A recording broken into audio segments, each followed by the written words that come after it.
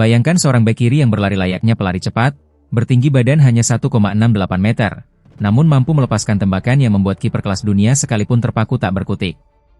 Sosok itu adalah Roberto Carlos da Silva Rocha, legenda asal Brasil yang dikenal sebagai salah satu pemain berkaki kiri paling hebat dalam sejarah sepak bola. Roberto Carlos lahir pada 10 April 1973 di Garça, São Paulo, Brasil. Kecintaannya pada sepak bola mulai terbentuk saat ia bergabung dengan União São João pada tahun 1986. Di klub inilah bakatnya berkembang pesat.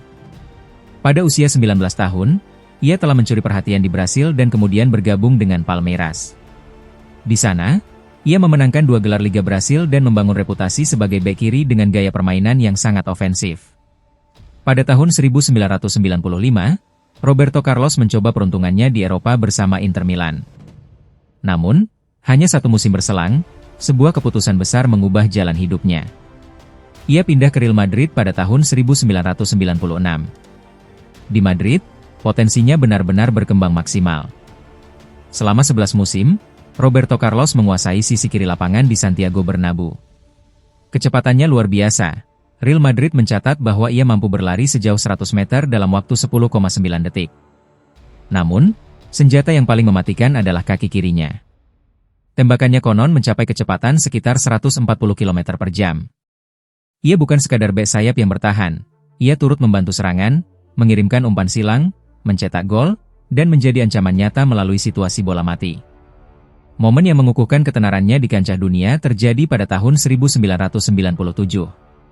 Dalam pertandingan antara Brasil dan Prancis di ajang Tournoi de France, Roberto Carlos bersiap mengeksekusi bola dari jarak yang cukup jauh dari gawang.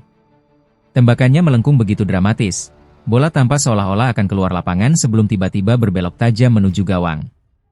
Gol tersebut kemudian tercatat sebagai salah satu tendangan bebas paling ikonik dalam sejarah sepak bola. Namun, puncak karir Roberto Carlos bukan hanya soal tendangan bebas yang spektakuler. Bersama Real Madrid, ia memenangkan 4 gelar La Liga dan 3 trofi Liga Champions. Ia juga merupakan sosok kunci dalam skuad Brasil yang menjuarai Piala Dunia 2002 di Korea Selatan dan Jepang.